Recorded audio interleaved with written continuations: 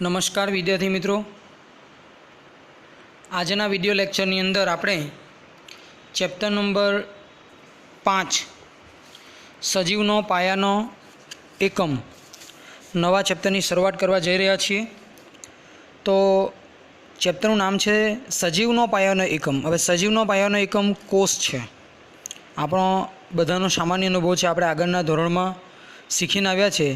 कोष ए सजीवनो रचनात्मक और क्रियात्मक एकम है। तो कोष शब्दनी शोध क्यारे थई, केवी रीते थई, एने रिलेटेड आपणे सवाल जोईए तो क्वेश्चन 1, कोष शब्दनी सामान्य माहिती आपो। तो मित्रों, रॉबर्ट हुक नामना वैज्ञानिके, बराबर ध्यान आपजो मित्रों, रॉबर्ट हुक नामना वैज्ञानिके बूचना पातरा छेदનું अवलोकन करता जणावेल छे के तेमां अनेक नाना नाना खानाओ होय छे, जेनी संरचना मधमाखीना मधपूड़ा जेवी होय छे। मित्रों, रॉबर्ट हुक नामना वैज्ञानिके ए वखते बाटलीनो जे बूच आवे ए बूचना रबरना बूचना पातरा छेदનું एणे पोते बनावेला, एणे जाते बनावेला सूक्ष्मदर्शक यंत्रनी अंदर निरीक्षण कर्युं। एटले के बूचना आडा छेदનું एणे जाते बनावेला सूक्ष्मदर्शक यंत्रमां निरीक्षण कर्युं। तो ए निरीक्षण करता एमने ए बूचना छेदमां नाना नाना खानाओ जेवी रचना, एटले के मधपूड़ानी अंदर तमे बधाए जोयुं हशे के मधपूड़ो आवे, ए मधपूड़ामां जे माखीओ छे, बराबर छे, जे मध बनावती ए मधमाखी मध बनावीने पछी જ્યારે નવો પૂડો બનાવવા માટે, એટલે જૂનો જે મધપૂડો હોય એમાંથી ઉડી જાય, એટલે કે જૂનો જે મધપૂડો છે એ મધમાખી ઉડી ગયા પછી એની અંદર ખાલી ખાનાઓ જોવા મળે છે। તો આવા નાના નાના ખાલી ખાનાઓ જેવી રચના રૉબર્ટ હુકને એમણે આડા છેદનું નિરીક્ષણ કર્યું ને ત્યારે એમને અંદર જોવા મળ્યા। તો બૂચ એક પદાર્થ છે કે જે વૃક્ષની છાલમાંથી પ્રાપ્ત થાય છે, એટલે કે રબર। સને 1665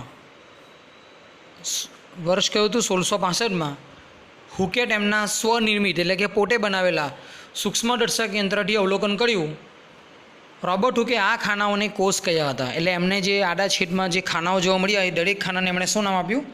कोष, जेने इंग्लिश में सेल कहेवाय छे, CELL, सेल एटले के कोष। लेटिन भाषानो शब्द छे मित्रों, जेनो अर्थ नानो ओरडो, नानो रूम एवो थाय छे। विज्ञानना इतिहासमां के ए वखते आ एक मधपूड़ाना खाना जेवी रचनाने कोष शब्द अपायो, एमणे लोको समक्ष रजू कर्युं के भाई मैं આવી રીતે આ ખાના માટે કોષ એવો શબ્દનો પ્રયોગ કર્યો છે। પણ એ વખતે એટલે કે વિજ્ઞાનના ઇતિહાસમાં આ એક ખૂબ જ અગત્યની ઘટના છે। ત્યારે તો લોકોને ધ્યાનમાં નહોતું, પણ સૌપ્રથમ રૉબર્ટ હુકે જોયું કે સજીવોના ભિન્ન ભિન્ન એકમો હોય છે, તેઓનું વર્ણન કરવા માટે જીવ વિજ્ઞાનમાં કોષ શબ્દનો ઉપયોગ આજે પણ થાય છે। એટલે કે શરૂઆતમાં જ્યારે 1665માં એમણે શોધ કરી ત્યારે આ ઘટના એક સામાન્ય હતી, પરંતુ જેમ જેમ પછી ધીમે ધીમે ધીમે ધીમે વર્ષો પસાર થતા ગયા તેમ તેમ આજ દિન સુધી જીવ વિજ્ઞાનમાં આ કોષ શબ્દનો પ્રયોગ થાય છે। તો આ હતી કોષની સામાન્ય માહિતી। મિત્રો, પરીક્ષામાં તમને પૂછી શકાય કોષની શોધ કોણે કરી, ક્યારે કરી? તો 1665માં રૉબર્ટ હુકે કરી હતી। આના પછીનો નેક્સ્ટ ક્વેશ્ચન છે सूक्ष्मदर्शक यंत्र। हवे अत्यारे जे लेटेस्ट सूक्ष्मदर्शक यंत्र आपणे लेबोरेटरीमां तमे डायग्नोस्टिक लेबनी अंदर ब्लड यूरिन चेक करवा माटे जाओ तो तमे बधाए तमारी शाळामां पण तमे जोयुं हशे। तो आ सूक्ष्मदर्शक यंत्र आपणी बुकमां एनी आकृति आपेली छे। तो सूक्ष्मदर्शक यंत्रनी आकृति दोरो एवुं परीक्षामां लगभग एम तो पूछातुं नथी, पण आना पछीनो नेक्स्ट क्वेश्चन छे, आपणे जुओ के सूक्ष्मदर्शक यंत्रनी नाम निर्देशनवाળી आकृति दोरो। तो अहींया जे आकृति आपेली छे ए तमारे ड्रो करवानी छे तमारी नोटबुकमां नाम निर्देशन साथे। ए इजी छे, बराबर, तमारे फक्त ड्रो करवानी छे। ओके, चलो आना पछीनो क्वेश्चन छे क्वेश्चन 3, सजीव शेना बनेला होय छे? सजीवो शाना बनेला होय छे अने अथवा सजीवनी संरचना वर्णवो। ओके मित्रों, तो हवे ध्यान आपजो मित्रों अहींया के आपणा बधाना घरे डूंगળી હોય છે, बराबर ने, ओनियन। ए डूंगળી तमारे लेवानी अने ए डूंगળીને આપણે कट करीने, बराबर है, કાપીએ ત્યારે તમે જોજો એના જે બે સ્તર નીકળે ને, કોઈ પણ બે સ્તરની વચ્ચે અત્યંત પાતળું એક પડ હોય છે, અને આ પાતળા પડનું એક આડો છેદ લઈ અને એને જો સૂક્ષ્મદર્શક યંત્રમાં જોવામાં આવે તો અહીંયા જે તમને આકૃતિ આપેલી છે, આપણી બુકમાં ખૂબ જ સરસ આકૃતિ આપી છે. આ વિડીયો લેક્ચરની સાથે હું તમને આકૃતિ સેન્ડ પણ કરીશ. તો અહીંયા જે આકૃતિ તમને અહીંયા આપેલી છે ને મિત્રો, આ આકૃતિ બરાબર, એકચ્યુઅલી જોવા જઈએ તો ડુંગળીની અંદર આ પ્રકારના કોષો તમને જોવા મળે છે. આ રીતે જાણે કે દિવાલ હોય એવી રીતે. ઓકે, પછી વચ્ચે અહીંયા કોષ કેન્દ્ર હોય છે. તો ડુંગળીના પેલા પાતળા પડનું આડછેદ લઈ અને તમે જો એને સૂક્ષ્મદર્શક યંત્રમાં એક હંગામી કામચલાઉ સ્લાઇડ બનાવી અને જો તમે એને જુઓ ને અંદર, તો તમને આ પ્રકારની રચના તમને જોવા મળે. તો સજીવ શેના બનેલા હોય છે અથવા સજીવની સંરચના તમને વર્ણવો. તો જરા ધ્યાન આપજો અહીંયા કે ડુંગળીના પટલની અસ્થાયી કે હંગામી સ્લાઇડને ઓછી ક્ષમતાવાળા અને તેના પછી વધુ ક્ષમતાવાળા, એકચ્યુઅલી આ સૂક્ષ્મદર્શક યંત્ર છે. અત્યારે તો મારે તમને બતાવવું પોસિબલ નથી, પણ જ્યારે તમે ટ્યુશનમાં એટલે કે આપણા ક્લાસ જ્યારે રેગ્યુલર સ્ટાર્ટ થશે ને ત્યારે આ પ્રેક્ટિકલ હું તમને કરાવીશ. હું તમને આ 10x અને 45x એ જે પાવર છે શાનો, લેન્સનો, એ લેન્સના આટલા 10x અને 45x પાવરવાળા લેન્સમાં જ્યારે આપણે એને નિહારીશું ત્યારે તમને આ બધી એક સમાન આ જે આકૃતિમાં આપેલી છે એવી રચનાઓ તમને જોવા મળશે. જોકે આ સમાન રચનાઓનો ડુંગળીના આકાર સાથે કોઈ સંબંધ નથી. અત્યારે મેં તમને ડુંગળીની વાત કરી તો ડુંગળીમાં કેવા પ્રકારના કોષો દેખાય, તો જાણે કે પેલી ઈંટની દિવાલ બનાવેલી હોય તો એ પ્રકારની તમને રચના અંદર જોવા મળશે. જુઓ, ફરી પાછા એકવાર તમને બતાવું છું કઈ પ્રકારની જોવા મળે તમને. ઓકે,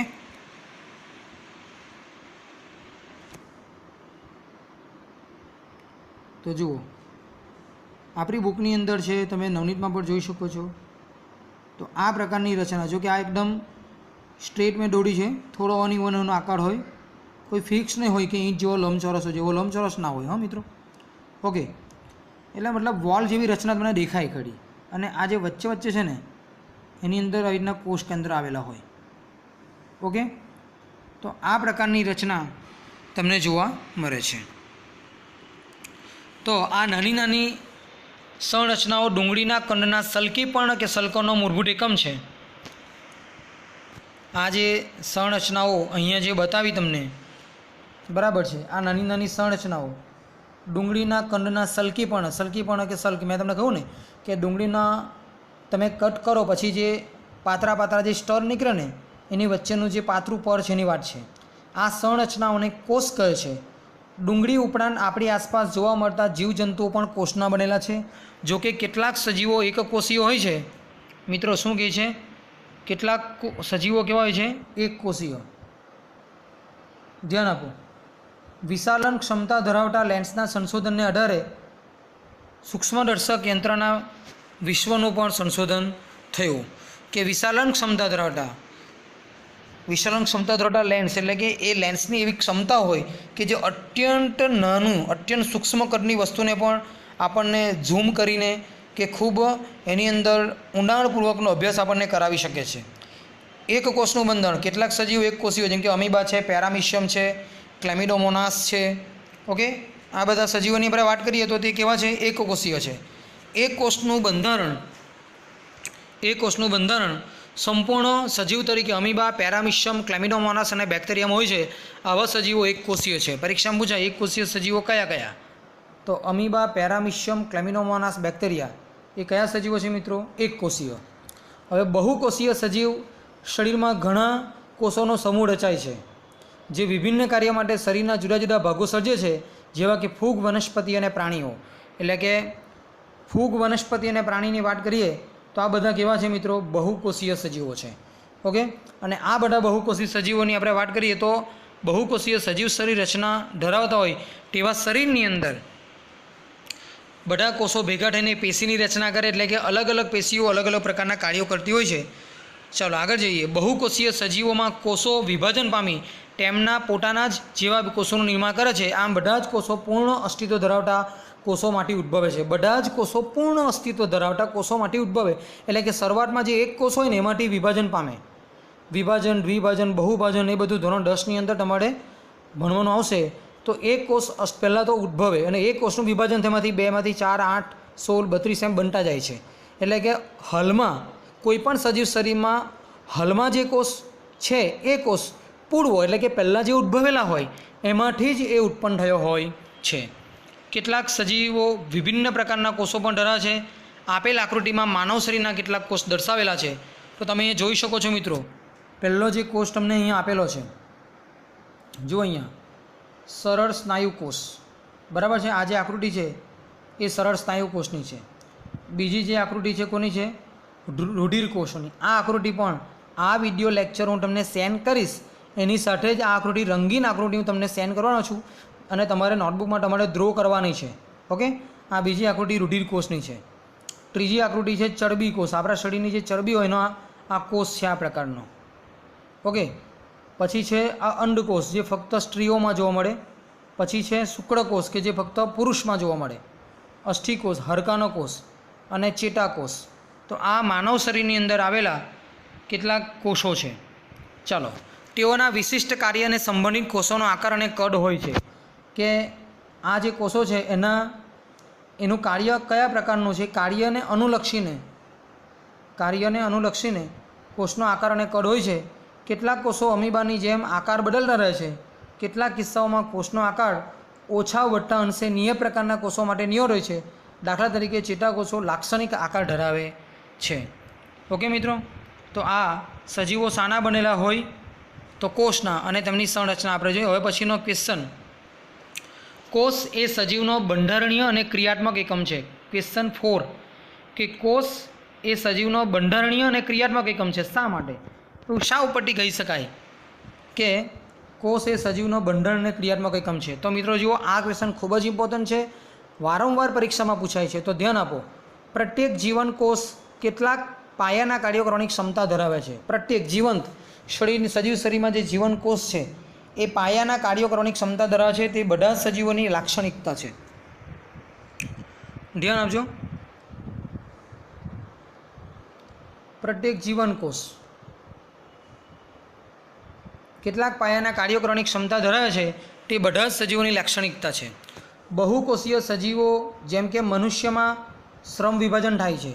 મિત્રો, એક કોષીય સજીવ હોય ને તો એની અંદર બધા જ કાર્યો કોઈ એક જ કોષે કરવાના હોય, બધા જ કાર્યો. પરંતુ બહુકોષીય સજીવોની આપણે વાત કરીએ તો એની અંદર શ્રમ એટલે કાર્યનું વિભાજન થયેલું છે. અલગ અલગ અંગોની અંદર આવેલા કોષો અલગ અલગ પ્રકારના કાર્યો કરે. જેમ કે ફેફસાના કોષો છે તો એ રેસ્પાયરેશન, શ્વાસ ઉચ્છ્વાસનું કામ. ઓકે. પછી આપણી દ્રષ્ટિ આંખની અંદર વાત કરીએ તો એ કોષો જોવાનું કામ કરે છે. પરિહદ આવરણ આપણા હૃદયના જે કોષો છે એ ઢબકવાનું કાર્ય કરે છે. અલગ અલગ પ્રકારના કોષો અલગ અલગ કાર્ય કરે છે. માનવ શરીરમાં વિભિન્ન ભાગો વિભિન્ન કાર્યો કરે. જેમ કે માનવ શરીરમાં હૃદય રૂધિર પંપનું કાર્ય કરે છે. હૃદય છે રૂધિર પંપનું, એટલે કે રૂધિરને પંપ કરવાનું. જઠર અને નાનું આંતરડું ખોરાકનું પાચન કરે છે. ઓકે. એટલે અલગ અલગ પ્રકારના અંગો અલગ અલગ પ્રકારના કાર્ય કરે. તેવી રીતે એક કોષીય સજીવોમાં શ્રમ વિભાજન જોવા મળે. જેમ કે પ્રત્યેક કોષ કેટલાક વિશિષ્ટ ઘટકો ધરાવે છે જે કોષીય અંગિકાઓ સ્વરૂપે હોય છે. આ પ્રત્યેક પ્રકારની કોષીય અંગિકા એક નિયત કાર્ય કરે. જેમ કે કોષમાં નવા દ્રવ્યોનું નિર્માણ કરે. કોષમાંથી ઉત્સર્ગ દ્રવ્યને શું કરે છે? દૂર કરે છે. ઉત્સર્ગ પદાર્થો એટલે કે નકામા હોય દૂર કરવાનું કામ. યાદ રાખજો કે પ્રત્યેક કોષ કેટલાક વિશિષ્ટ ઘટકો ધરાવે છે. વિશિષ્ટ પ્રકારના ઘટકો જે કોષીય અંગિકાઓ સ્વરૂપે હોય, કોષની અંદર આવેલી અંગિકાઓ સ્વરૂપે. અને આ પ્રત્યેક પ્રકારની કોષીય અંગિકાઓ કે કોષમાં જે જુદી જુદી પ્રકારની અંગિકાઓ, આ પાઠમાં જેમ જેમ આપણે આગળ જઈશું ને તેમ બધી અંગિકાઓ વિશે પણ અભ્યાસ આપણે કરીશું. તો આ કોષની અંદર આવેલી અંગિકાઓ પણ એક ચોક્કસ કાર્ય કરે છે. જેમ કે કોષમાં નવા દ્રવ્યોનું નિર્માણ કરે અને કોષમાં ઉત્પન્ન થયેલા નકામા કચરો એટલે કે ઉત્સર્ગ દ્રવ્યોને તે દૂર પણ કરે છે. ચાલો આગળ જઈએ. તો કોષ જીવવાની ક્ષમતા ધરાવે છે કારણ કે તેમની અંગિકાઓ તેમના બધા કાર્યો કરે છે. યાદ રાખજો, કોષ જીવવાની ક્ષમતા ધરાવે. કારણ કે કોષની અંદર આવેલી અંગિકા તેના કોષના બધા કાર્યો કરે છે. આ અંગિકાઓ એકત્રિત થઈને પાયાનો એકમ કોષ તૈયાર કરે છે, જેને કોષ કહે છે. એકચ્યુઅલી બધી જ અંગિકાઓ ભેગી થઈને એક પાયાનો એકમ કે જેને કોષ કહેવાય એ તૈયાર કરે છે. બધા જ કોષો સમાન અંગિકાઓ ધરાવે છે, બધા જ કોષોમાં, બરાબર છે. દરેક કોષમાં સજીવ, દાખલા કે મનુષ્યની વાત કરીએ તો મનુષ્યના કોષની અંદર કોઈ એક કોષમાં જે અંગિકા આવેલી હોય એ અંગિકાઓ લગભગ બધા જ કોષની અંદર જોવા મળે છે. તેમના કાર્ય અને તેમના દ્રવ્યમાં ફેર પડતો નથી, અથવા તે કયા સજીવમાં જોવા મળે છે તેનો ફેર પડતો નથી. એટલે કોષ એ જીવવાની ક્ષમતા ધરાવે, બરાબર છે. સજીવનું બંધારણ નક્કી કરે છે, સજીવ શરીરની બધી ક્રિયાઓ કરે છે, અને એટલા માટે કોષ એ સજીવનો બંધારણીય અને ક્રિયાત્મક એકમ કહેવાય છે. ઓકે મિત્રો, તો મિત્રો ધ્યાન રાખજો, આ સવાલ ખૂબ ઇમ્પોર્ટન્ટ છે. ઓકે, આગળ જઈએ. ક્વેશ્ચન 5. જો મિત્રો આગળ આપણે જે જોઈ ગયા ને એને રિલેટેડ એક ટેસ્ટ 1 T1 એટલે કે કોણે કોષની શોધ કરીને કેવી રીતે, તો આનો આન્સર તમે આપી શકો છો. આ પણ તમારા નોટબુકમાં લખવાનું છે. T1 એટલે આપણે જે આગળ ક્વેશ્ચન શીખી ગયા ને એમાંથી આ ક્વેશ્ચન તમને આપેલો છે, પૂછ્યો છે તમને, બરાબર છે. તેથી તમને આવડે કે નહીં તો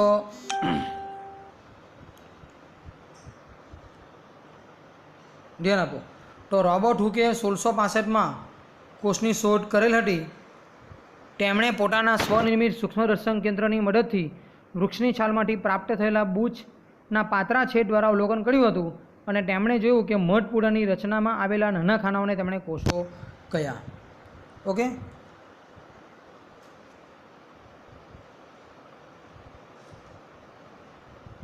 ચલો આગળ જઈએ. શા માટે કોષને સજીવનો બંધારણીય તેમજ ક્રિયાત્મક એકમ કહેવાય? તો આનો આન્સર આવશે પ્રત્યેક જીવનકોષ સ્વતંત્ર રીતે, ઓકે, પ્રત્યેક જીવનકોષ સ્વતંત્ર રીતે બધી જ જરૂરી ક્રિયાઓ કરવાની ક્ષમતા ધરાવે છે, અને એટલા માટે કોષને સજીવનો બંધારણ અને ક્રિયાત્મક એકમ કહેવાય છે. ચાલો આપણે ક્વેશ્ચન નંબર 5 જોઈએ. તો આ પણ ખૂબ જ ઇમ્પોર્ટન્ટ ક્વેશ્ચન છે મિત્રો, જરા ધ્યાન આપજો.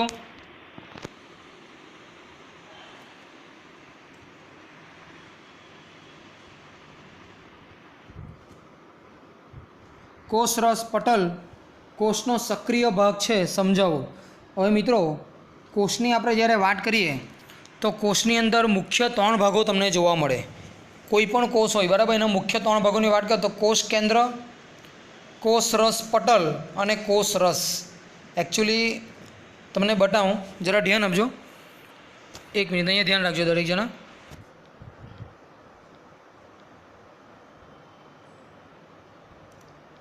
જુઓ, દાખલા તરીકે આ કોઈ કોષ છે, દાખલા તરીકે એકચ્યુઅલી એમ માની લો કે આ કોષ છે, બરાબર છે. હવે એની અંદર વચ્ચે અહીંયા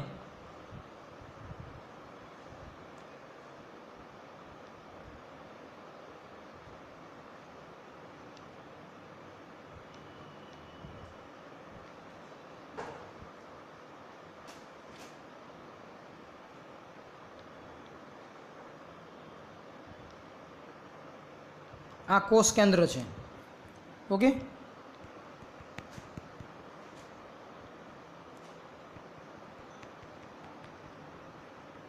આ કોષરસ છે. ધ્યાન આપજો મિત્રો, આ જે તબક્કા ટૂંકા છે કોષરસ, એટલે મુખ્ય 3 ભાગો થયા. આ જે ભાગ છે બહાર લાઈન નાખી એને કહેવાય કોષરસ પટલ. પછી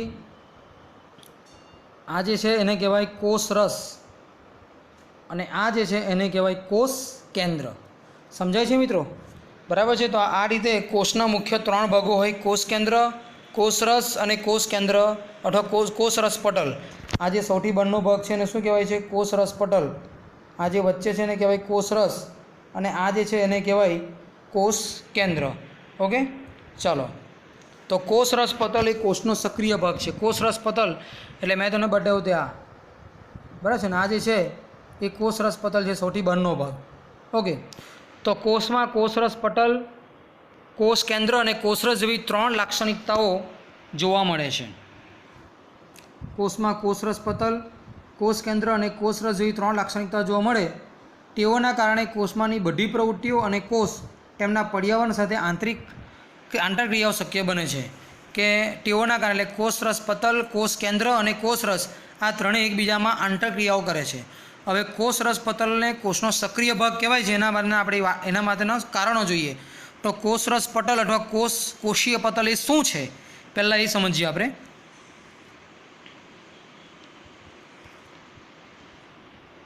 તો જુઓ, કોષરસ પટલ અથવા કોષીય પટલ. તો કોષરસ પટલ એ કોષનું સૌથી બહારનું આવરણ છે. મેં તમને અહીંયા આકૃતિમાં બતાવ્યું. જો અહીંયા આ જે છે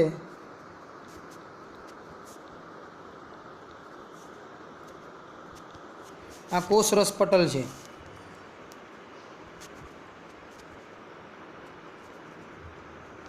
આ કોષ કેન્દ્ર છે. ઓકે, અને આ જે છે એ કોષરસ.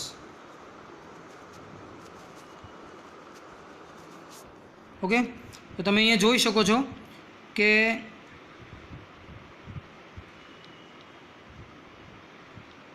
આ જે કોષરસ પટલ છે કોષનું સૌથી બહારનું આવરણ છે. જુઓ કે કોષરસ પટલ એ કોષનું સૌથી બહારનું આવરણ છે.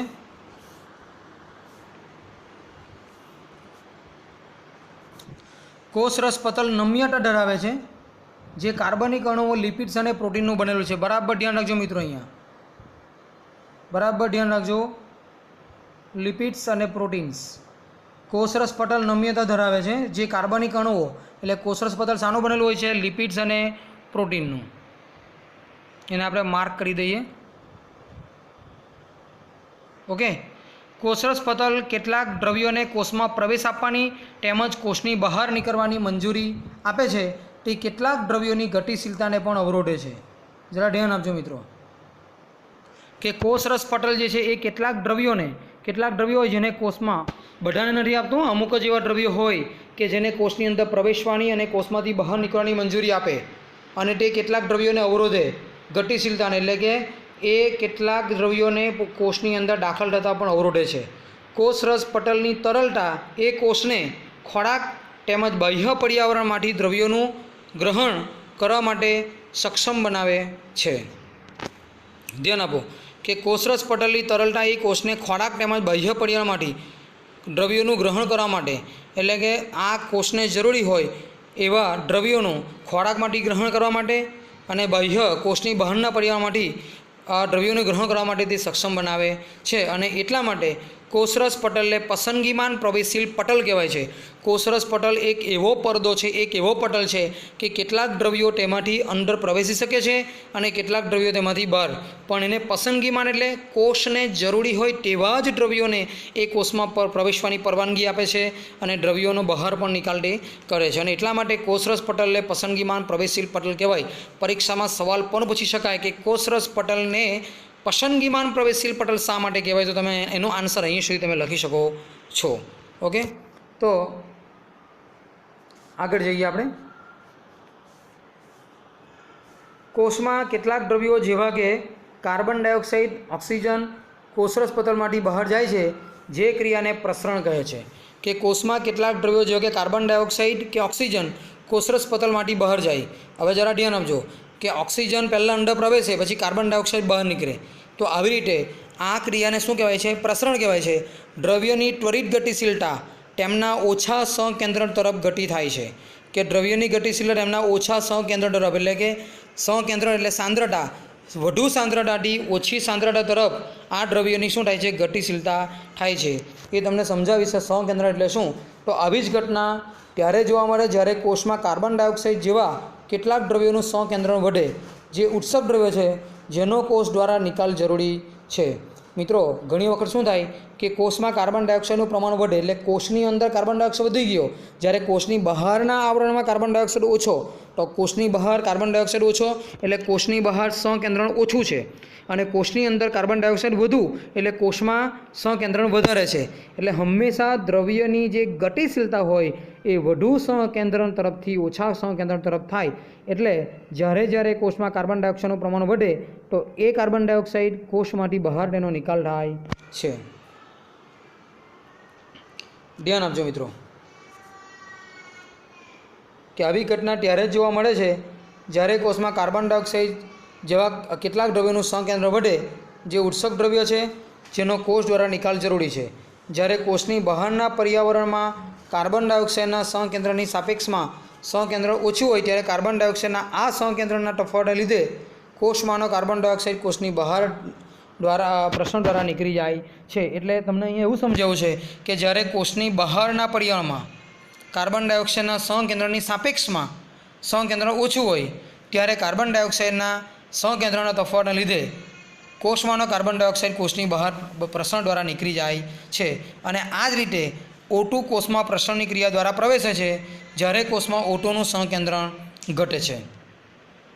ધ્યાન આપજો, આ રીતે કહે છે એટલે કે કાર્બન ડાયોક્સાઇડ કોષમાંથી બહાર O2 કોષમાં પ્રવેશે પછી એ O2 આપણને ખબર છે કે આપણે જે ખોરાક ખાઈએ એ ખોરાકમાં રહેલા દ્રવ્યો રુધિર સાથે કોષમાં પ્રવેશે અને એ રુધિર સાથે પ્રવેશેલા ખોરાકના ઘટકો અને ઓક્સિજન બંને વચ્ચે ક્રિયા થાય અને કાર્બન ડાયોક્સાઇડ ઉત્પન્ન થાય.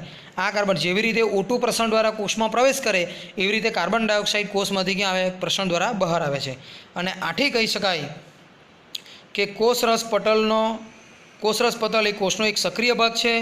તે કોષમાંના દ્રવ્યોની ગતિશીલતા અને બાહ્ય પર્યાવરણ દ્રવ્યોની ગતિશીલતાનું શું કરે છે? નિયમન કરે છે. પ્રસરણ વાટ વિનિમય માટે ભૂમિકા કોષ અને કોષના બાહ્ય પર્યાવરણ વચ્ચે ભજવે છે. તો અહીંયા આ તમારો ક્વેશ્ચન કોષરસ પટલ એ કોષનો સક્રિય ભાગ છે એ તમારો અહીંયા પૂરો થયો. તો આપણે અત્યારે 5 ક્વેશ્ચન જોયા. એ 5 ક્વેશ્ચન તમારે ખૂબ જ સારા અક્ષરે તમારી નોટબુકની અંદર તમારે લખવાના છે. ઓકે, અને પેલી આકૃતિ પણ તમારે ડ્રો કરવાની છે સૂક્ષ્મદર્શક યંત્રની. અને અહીંયા જે સજીવો એટલે જેમ કે આપણા મનુષ્ય શરીરમાં રુધિરકોષો, ચેતાકોષો, અસ્થિકોષો, અંડકોષ, શુક્રકોષ, બરાબર છે, સરળ સ્નાયુકોષ એ આપણે જોયા. તો એ કોષની આકૃતિ પણ હું તમને આ વિડીયો લેક્ચરની સાથે સાથે સેન્ડ કરીશ. તો તમારે ખૂબ જ સારી રીતે નામ નિર્દેશન સાથે એને તમારે તમારી નોટબુકમાં ડ્રો કરવાની છે. ઓકે, ખૂબ જ ઇમ્પોર્ટન્ટ ચેપ્ટર છે મિત્રો આ. ચાલો, ખૂબ ખૂબ ધન્યવાદ.